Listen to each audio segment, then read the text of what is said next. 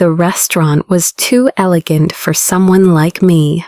Gold chandeliers glimmered softly, music floated like silk, and I could feel the nervous flutter in my chest rather than the violin playing in the background. I had been convinced by my best friend to try a blind date. "Come on, Lily," she'd said. "One dinner won't kill you. He's a CEO, but not the arrogant kind. Just don't overthink it." So there I was waiting at a table for two, hands twisting the napkin, wondering what kind of man runs a company and still has time for blind dates. Then the door opened. He stepped in tall, confident, wearing a charcoal suit that looked effortlessly expensive. His presence drew quiet glances from nearby tables.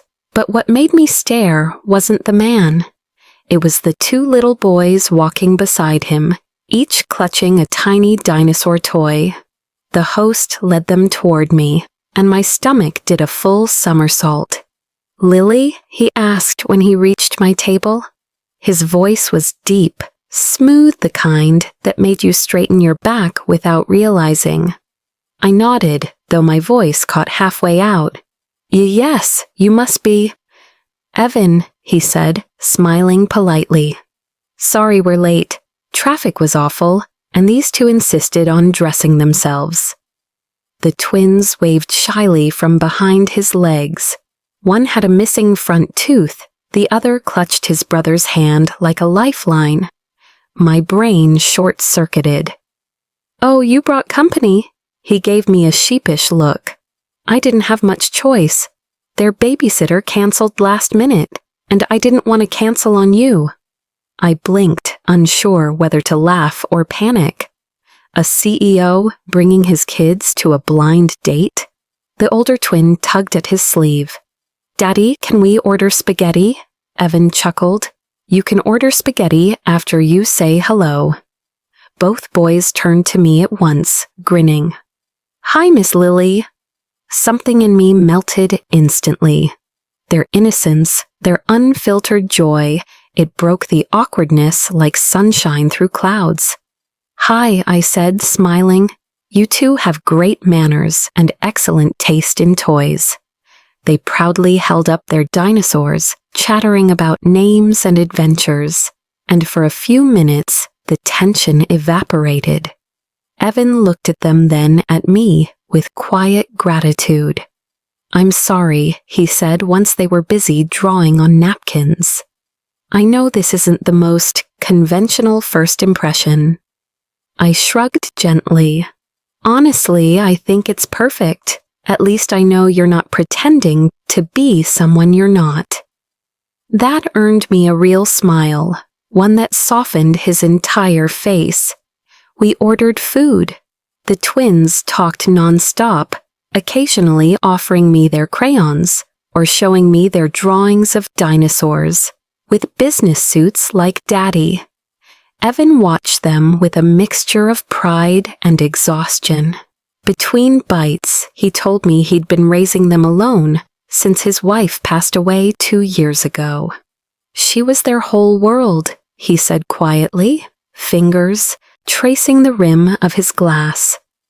And I promised I'd make sure they never felt her absence more than they had to. My heart tightened. "You've done an incredible job. They're wonderful."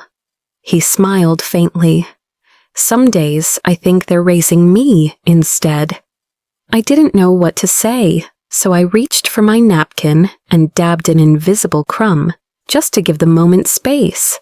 Then one of the twins, Noah, piped up. "Daddy, can Miss Lily come again next time?" Evan froze mid-sip. Noah, the other twin, Liam, joined in. "Yeah, she laughs at our jokes, please." I couldn't help laughing. "You two are terrible negotiators," I teased. "You didn't even offer dessert first." They giggled, and even Evan cracked a laugh. "I think they just hired you as their next babysitter," he said lightly. "I'll take that as a compliment," I replied, smiling. When dinner ended, Evan insisted on walking me to my car. The twins skipped ahead, splashing through small puddles from the afternoon rain. "I wasn't sure you'd stay," he said softly. "Honestly," I looked at him. "I wasn't sure either, but then they smiled and, well, I forgot to leave." He nodded slowly, eyes thoughtful. "It's hard, balancing everything. People think CEOs have it easy, but—" He exhaled. "Sometimes it's just lonely." I understood that loneliness all too well. "They're lucky to have you," I said quietly. He looked at me for a long moment, like he wanted to say something more. Then Noah called out, "Daddy, we found the moon." And the spell broke. He smiled again. "Thank you, Lily, for not walking away." I watched them drive off, the boys waving through the back window until the car disappeared. And for reasons I couldn't explain, my chest ached not with regret, but with hope. Because maybe, just maybe, the wrong kind of date was exactly the one I needed. A week passed. I told myself it was just dinner, a sweet accident in my otherwise ordinary life. But every time I walked past that cafe, I thought of two giggling boys with dinosaur drawings and the man who somehow made loneliness feel less heavy. Then one evening, my phone buzzed. A text, "Evan. Noah says you forgot your smile at dinner. He thinks we should return it." I laughed out loud, sitting on my couch. Before I could think twice, I replied, "Me. I suppose I should come claim it then." That's how I ended up back at the same restaurant a few nights later, this time by choice. Evan was waiting at the door, dressed more casually, sleeves rolled up, tie gone. The twins waved from their booth, proudly showing off a new drawing. A stick figure family with Miss Lily in the middle, holding two tiny hands. "Looks like I've been promoted," I said softly. Evan chuckled. "They've been asking about you nonstop. I figured dinner might help them forget." I tilted my head. "Or remind them?" He smiled, eyes warm. "Maybe both." Dinner felt different this time, lighter, fuller. There was no awkwardness, no polite pauses. Just laughter, crayons, shared dessert, and small glances that lingered longer than they should have. When the twins got tired, Evan carried one in each arm, and for a moment, watching him under the cafe lights, I saw more than a CEO. I saw a man trying imperfectly, tenderly to build something real again. Outside, the air was cool and the city shimmered around us. He shifted both sleeping boys carefully into the car and turned back to me. "Thank you," he said quietly, "for making them laugh again, for staying." I smiled. "You don't have to thank me for enjoying their company."